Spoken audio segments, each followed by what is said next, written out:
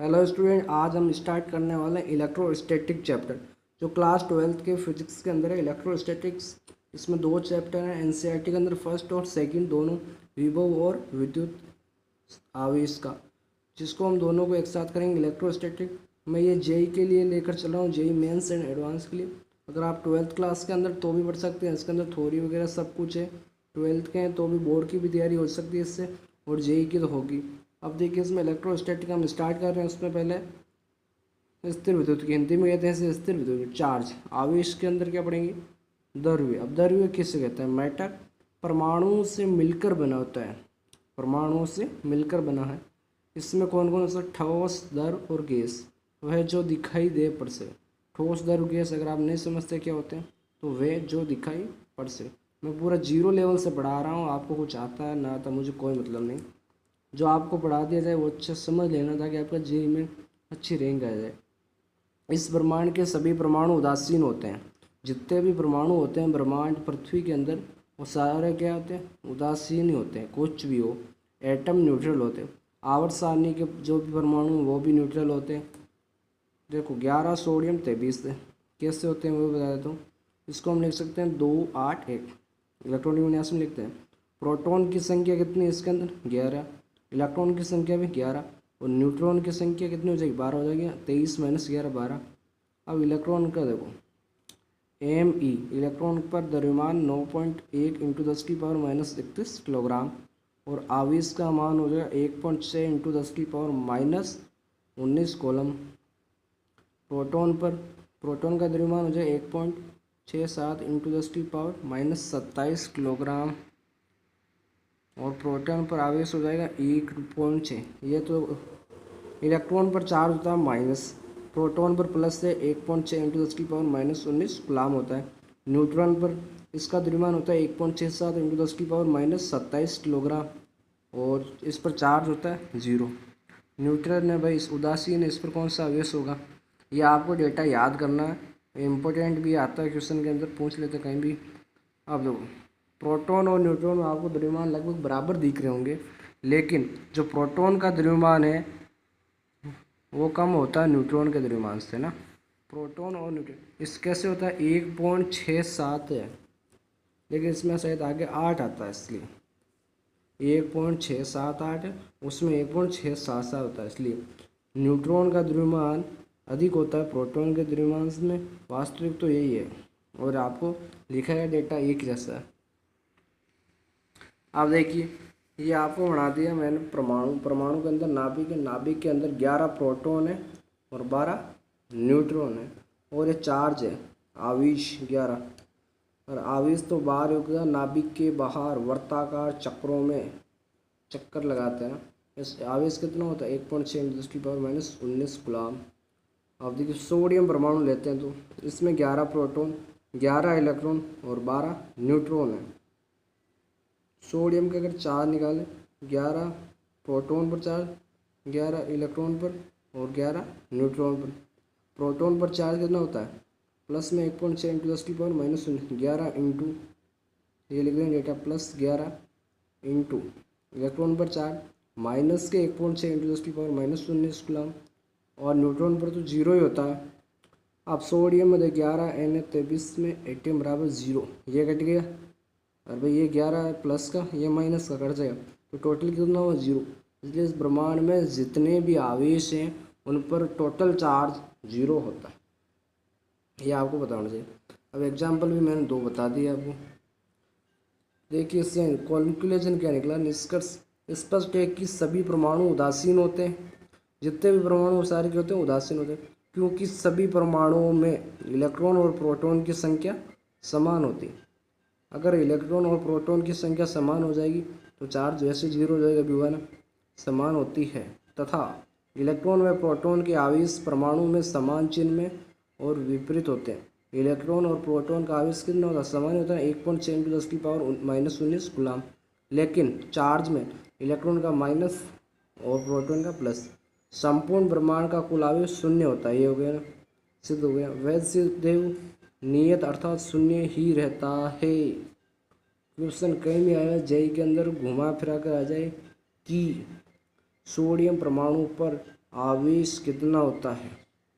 आप लिख दोगे कि भाई 4 तो 11 होता है, गलत है।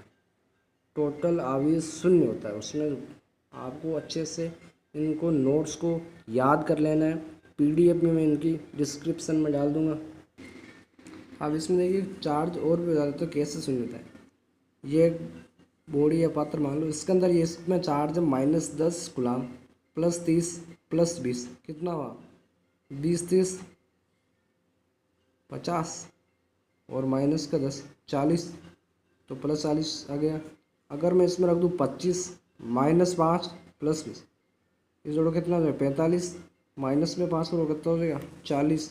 तो आवेश नियत होता है। अगर इसमें आप आवेश को चेंज कर सकते हैं, किसी में 10 किसी में 5 -5 -6, लेकिन जो टोटल आवेश है वो सेम ही होता है 40 और 40। इसके अंदर देख लीजिए -10 +60 -40 -100 है। तो इनको जोड़ो 100 140 150 100 माइनस के 150 में 60 निकाले तो 90 90 आ जाएगा ना -90। और कैसे भी कर लो, अगर इसमें आप और भी चार्ज देते हैं अलग अलग, इसमें +60 कर दें, इसमें 80 कर दें, ऐसे कुछ भी कर दें आप तो -90 ही आएगा। यानी आवेश को हम बदल नहीं सकते। ऐसे मत कर देना कि भाई मैं तो यहाँ पर 20 करूँगा, यहाँ 20 करूँ, यहाँ 20 करूँ, हो तो नहीं रहा। नहीं, व्यवस्था नहीं होता। चार्ज टोटल -90 होना चाहिए। अब इसमें आप कुछ परिवर्तन कर सकते हैं, किसी को कितना देना है वो आपकी मर्जी। हम जानते हैं कि ब्रह्मांड का कुल आवेश सदैव शून्य व संरक्षित होता है। ये लाइन दिमाग के अंदर बिठा लो कि शून्य व संरक्षित होता है।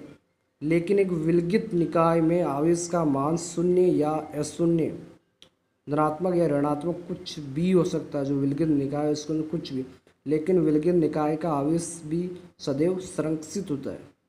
आवेश हमेशा संरक्षित रहेगा, चाहे उसके अंदर प्लस ज़्यादा हो जाए, माइनस के 2 टुकड़े हो जाए या प्लस के 1 हो जाए, लेकिन आवेश संरक्षित कितना होगा टोटल उतना ही होता है।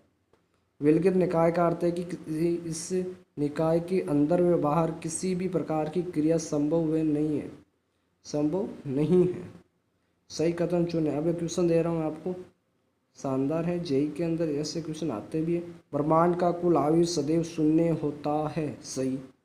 आपको बोले कि ब्रह्मांड में आवेश होता है तो उसमें समझ अगर आ जाए ब्रह्मांड का कुल आवेश सदैव शून्य होता है तो आपको राइट ही करना है।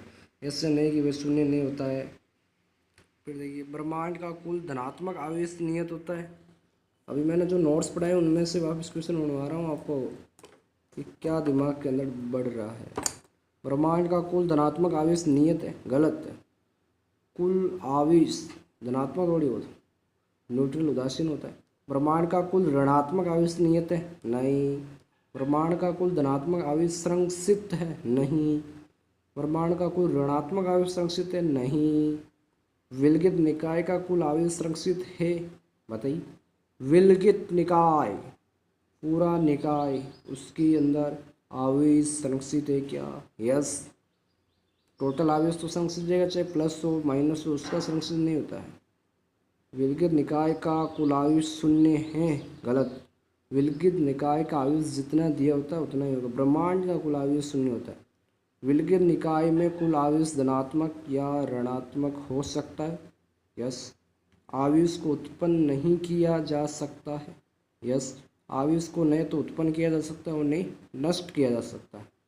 ये देखो शानदार मैंने क्वेश्चन बनाया, उसी नोट्स में आपके दिमाग को घुमा दिए होंगे। अब देखिए चालक वस्तु, कंडक्टिंग बॉडी, मेटल बॉडी। चालक वस्तु में क्या होता है? ऐसी वस्तु जो उन परमाणुओं से मिलकर बनी हो जिनमें मुक्त इलेक्ट्रॉन पाए जाते हैं। कौन से इलेक्ट्रॉन? मुक्त इलेक्ट्रॉन। इसमें ये मेन तो थ्योरी में आपको थ्योरियाँ रटनी नहीं है। अगर आप जेई निकालना चाहते हैं, जेई और नीट जैसे एग्ज़ाम, उसके अंदर आपको थ्योरी बिल्कुल नहीं रहेगी। थ्योरी को समझना है कि क्या है। ऐसी वस्तु जो उन परमाणुओं से मिलकर बनी हो जिनमें मुक्त इलेक्ट्रॉन पाए जाते हैं। मतलब कोई वस्तु चालक वस्तु क्या है जिसके अंदर मुक्त इलेक्ट्रॉन होते हैं, उन पर आवेश होता नहीं होता, लेकिन उसके अंदर इलेक्ट्रॉन ऐसे पड़े होते हैं। तथा ये मुक्त इलेक्ट्रॉन पूरी वस्तु में अनियमित या यादृच्छिक गति करते हैं। कोई चालक वस्तु उसके अंदर मुक्त इलेक्ट्रॉन रहते हैं फैले हुए और वो उसके अंदर गति करता है, उस पर आवेश नहीं होता, लेकिन वो उसके अंदर इलेक्ट्रॉन होते हैं, आवेश नहीं होता, मुक्त इलेक्ट्रॉन होते हैं। मुक्त इलेक्ट्रॉन की चालक वस्तु में गति बिल्कुल उस प्रकार होती है जैसे कि एक बंदूक कमरे में एक बंद कमरे में गैस के अणु की यादृच्छिक गति हो रही है। मुक्त इलेक्ट्रॉन किस तरह गति करता है? जैसे कोई बंद कमरा है, उसके अंदर गैस के अणु किधर भी जा रहे हैं, कोई गैस किधर, उसी तरह होती है। फ्री इलेक्ट्रॉन, अब ये देखिए 11Na23 11Na23, इसको हम लिख सकते हैं 281 मुक्त इलेक्ट्रॉन। ये नाभिक है, ये परमाणु, और यहाँ से v वेग से इलेक्ट्रॉन गति कर रहे हैं। F वैद्युत बल बराबर F अभिकेंद्रीय बल, F वैद्युत बल बराबर F अभिकेंद्रीय बल लगेगा इसके अंदर फॉर्मूला। F विद्युत बल है वो अभिकेंद्रीय बल के बराबर होता है इसके कारण। आगे देखिए, इसमें देखिए परमाणु 11 प्रोटॉन 12 न्यूट्रॉन, और ये गति कर रहा है इधर। ये नाभिक FC इधर और V इधर लग रहा है, इलेक्ट्रॉन चक्कर लगाता है। अब इलेक्ट्रॉन मुक्त इलेक्ट्रॉन रहते कैसे? देखो, ये इधर भी जा सकता है, इधर जा सकता है, इधर जा सकता है, किधर भी। मुक्त इलेक्ट्रॉन बिना दिशा के गति करते हैं किसी भी प्रकार, चालक वस्तु के अंदर ही होते हैं, ना कि कुचालक और ना ही, और वो होते हैं ना एक चालक, ना कुचालक के अंदर नहीं होते, ओनली चालक के अंदर होते हैं। अब देखिए मुक्त इलेक्ट्रॉन होते क्या, इनकी पूरी थ्योरी और किस प्रकार समझे। मुक्त इलेक्ट्रॉन क्या चीज़ है? वह इलेक्ट्रॉन जो परमाणु की सबसे बाह्यतम कक्षा में उपस्थित हो, वह इलेक्ट्रॉन जो परमाणु की बाह्यतम भार वाली कक्षा होती है परमाणु के अंदर, उसमें उपस्थित हो, वे अपने नाभिक में बहुत मजबूती से नहीं बंद हो। नाभिक से इलेक्ट्रॉन कहाँ चक्कर काटता है? कक्ष में काटता है, नाभिक से मजबूती से नहीं बंद हो। यह मुक्त इलेक्ट्रॉन अपने पड़ोसी परमाणुओं में जाते आते रहते हैं। मुक्त इलेक्ट्रॉन दूसरे परमाणु में भी चले जाते हैं और किसी में भी वापस आ जाते हैं, चले इधर ही होते हैं, यानी इनका कोई फिक्स नहीं है कि इसी परमाणु के अंदर चक्कर काटते हैं। मुक्त इलेक्ट्रॉन इस पर चार्ज तो होता नहीं, किसी भी परमाणु में चले जाते हैं, वापस आ जाते हैं। सभी धातु या धात्विक वस्तु, सोडियम, मैग्नीशियम, आयरन, प्लैटिनम या एनएमजी, एक बात है, यह सभी चालक वस्तुएं कहलाती हैं। चालक वस्तुएं कौन कौन सी याद कर लेना, ये धातुएं होती है चालक वस्तु, और उनमें से सभी धातुएं नहीं होती, इनमें से 4-5 ये हैं, सोडियम, मैग्नीशियम, आयरन और प्लैटिनम, या आप याद कर लेना। आदर्श कुचालक या अचालक वस्तु, हाँ इनमें मुक्त इलेक्ट्रॉन नहीं होते। आदर्श कुचालक, वो कुचालक नहीं होता चालक, यह है आदर्श कुचालक। और अचालक वस्तु में मुक्त इलेक्ट्रॉन की संख्या 0 होती है, जबकि सामान्यतः कुचालक वस्तु में मुक्त इलेक्ट्रॉन की संख्या अत्यधिक कम मानी जाती है। आदर्श कुचालक या अचालक वस्तु में मुक्त इलेक्ट्रॉन की संख्या 0 होती है, जबकि जो कुचालक वस्तु है, कुचालक, आदर्श कुचालक अलग चीज़ है और कुचालक अलग चीज़ है। कुचालक वस्तु में मुक्त इलेक्ट्रॉन की संख्या कितनी होती है? अल्प होती है, थोड़ी होती है, लेकिन होती ज़रूर है। मतलब कि अगर चालक वस्तु के अंदर, किसी वस्तु के अंदर 1000 इलेक्ट्रॉन है माना, तो कुचालक वस्तु के अंदर 5-10 इलेक्ट्रॉन तो है ही। और आदर्श कुचालक और अचालक के अंदर बिल्कुल भी मुक्त इलेक्ट्रॉन नहीं होता है। अब नेक्स्ट टॉपिक है वस्तुओं का आवेशन। वस्तुओं का आवेशन किस प्रकार होता है? Charging in the body, body को चार्ज कैसे करते हैं, वस्तुओं को चार्ज कैसे करते हैं।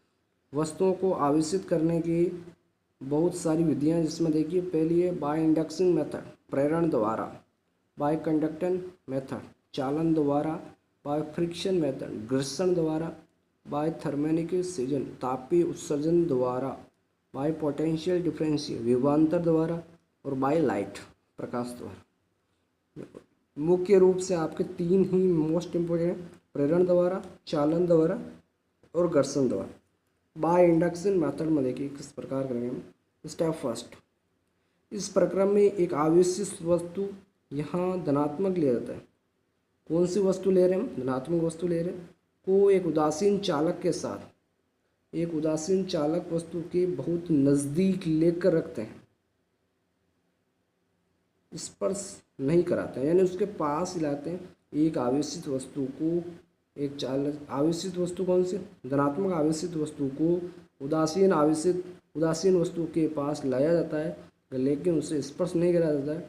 इससे उस चालक उदासीन वस्तु की नज़दीक वाली सतह कुछ परिमाण से प्रेरित करने वाली वस्तु के विपरीत आवेश में यहाँ ऋणात्मक आवेश उत्पन्न हो जाता है, जबकि इस चालक उदासीन वस्तु की दूर वाली सतह उतने ही परिमाण से धनात्मक आवेशित हो जाए।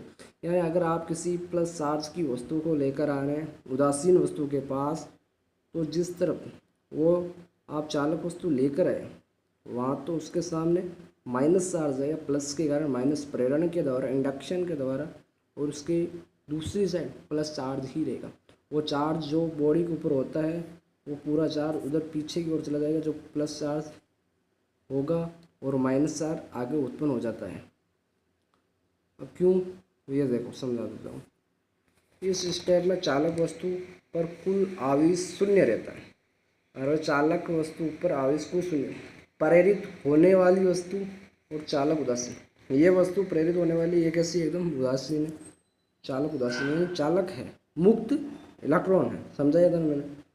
अब इसके पास में कोई प्रेरित करने वाली वस्तु लेकर आ रहा हूँ प्लस चार्ज की, तो देखिए कैसे प्रेरित, तो देखिए प्लस प्लस चार्ज लेकर अगर माइनस माइनस चार्ज आएगा, और इधर पीछे plus plus charge, total charge कितना है इस पर मुझे बताइए।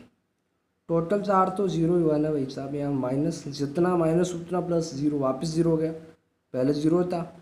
यानी वस्तु पर कोई इतना फर्क नहीं पड़ता। क्यों ए टोटल देखो, क्यों भी इसे मान इसे भी, क्यों भी टोटल माइनस क्यों प्लस जीरो। आप देखिए ये वस्तु है, ये किस कारण है, यहाँ पर जो इलेक्ट्रॉन होते हैं अंदर मुक्त इलेक्ट्रॉन, वो यहाँ पर सतह पर आ जाते हैं, और इलेक्ट्रॉन पर चार्ज के तौर माइनस होता है, तो यहाँ पर माइनस आ गया, यहाँ से इलेक्ट्रॉन निकल गए तो यहाँ पर प्लस चार्ज आएगा। भाई जहाँ इलेक्ट्रॉन होते हैं वहाँ पर माइनस चार्ज, इलेक्ट्रॉन यहाँ से आगे चले गए, इधर चले गए सारे इलेक्ट्रॉन, तो माइनस चार्ज आ गया, इधर प्लस चार्ज आएगा, क्यों गए, प्लस प्लस चार्ज के कारण इलेक्ट्रॉन इधर चले गए। स्टेप सेकंड, दूसरे स्टेप में प्रेरित होने वाली वस्तुओं की दूर वाली वस्तुओं से पृथ्वी को चालक तार द्वारा जोड़ा दिया जाता है। प्रेरित होने वाली वस्तु की दूर वाली सतह धनात्मक आवेशित पृथ्वी में चला जाता है। माइनस क्यू को आवेश पृथ्वी से आकर इस दूर वाली सतह को उदासीन कर देता है, या पृथ्वी से कुछ इलेक्ट्रॉन आकर दूर वाली सतह को उदासीन कर देते हैं। इस प्रक्रिया में प्रेरित करने वाली वस्तु को पास में बनाए रहते। आप देखिए सब पृथ्वी से जोड़ देंगे, यह चार्ज आया यहाँ पर प्लस प्लस चार्ज, इस हिस्से को अगर मैं पृथ्वी से जोड़ दूँ तो ये प्लस चार्ज तो आएगा पृथ्वी के अंदर, और माइनस चार्ज है वो इधर आ जाए। माइनस क्यों चार्ज, एन इलेक्ट्रॉन आ जाएंगे, अगर एन चार्ज आया तो एन इलेक्ट्रॉन। माइनस क्यू क्या होता है, इलेक्ट्रॉन पर चार्ज जो होता है, तो इससे पृथ्वी से चार्ज आ जाएगा माइनस में एन इलेक्ट्रॉन आ जाएगा माइनस में क्यों। ये चालक तार अगर पृथ्वी से उड़ प्लस चार्ज इसके अंदर चला जाएगा, फिर ये माइनस चार्ज है इस पर पूरे फैल जाएगा। अगर इस तार को हटा दो बाद में तो ये होगा ना, पूरा आपको स्टेप वाइज पढ़ा रहे हैं एकदम शानदार। इस स्टेप थर्ड में देखिए, इस स्टेप में प्रेरित करने वाली वस्तु को, जो प्रेरित कर रही है ये वस्तु को बनाए रखते हुए प्रेरित होने वाली वस्तु का संपर्क पृथ्वी से हटा देते हैं, इस पृथ्वी से हटा देते हैं। इससे नज़दीक सतह पर प्रेरित हुआ आवेश ही बना रहता। जो ये आवेश है ये तो इस पर ही रहेगा, लेकिन ये प्लस चार्ज था वो पृथ्वी में चला गया, वो वापस नहीं आने वाला। स्टेप 4 के अंदर इस स्टेप में प्रेरित करने वाली वस्तु को दूर हटा देते हैं। इससे चालक गोले की नज़दीक सतह पर आया हुआ ऋणात्मक आवेश इसकी बाहरी सतह पर एक समान रूप से वितरित हो जाता है। अब ये माइनस चार्ज था, ये धीरे धीरे देखिए पूरे गोले के ऊपर बाहर फैल जाएगा, एक समान वितरण हो जाता है। क्यों भी इक्वल टू माइनस, इस पर माइनस चार्ज आ गया पूरी। ये पहले उदासीन थी, इसके अंदर मुक्त इलेक्ट्रॉन थे, चालक थी, ना कोई चार्ज था, प्रेरण के कारण माइनस चार्ज आ गया। फिर देखिए आगे, यदि प्रेरित करने वाली वस्तु ऋणात्मक आवेशित हो तो क्या करें, अगर भाई ये प्रेरित करने वाली ऋणात्मक हो तो यहाँ पर प्लस चार्ज है, विपरीत प्रकृति के आवेश उत्पन्न होते हैं। दिमाग के अंदर ये लाइन मिटा लो कि प्रेरण के द्वारा विपरीत प्रकृति के आवेश उत्पन्न होते हैं। तो यहाँ पर आ जाएगा प्लस प्लस, इधर माइनस, पृथ्वी से जोड़ दो, माइनस चार्ज चला जाएगा अर्थ पृथ्वी के अंदर और प्लस चार्ज ये इसके ऊपर फैल जाएगा। ये रहा। कब फैलेगा?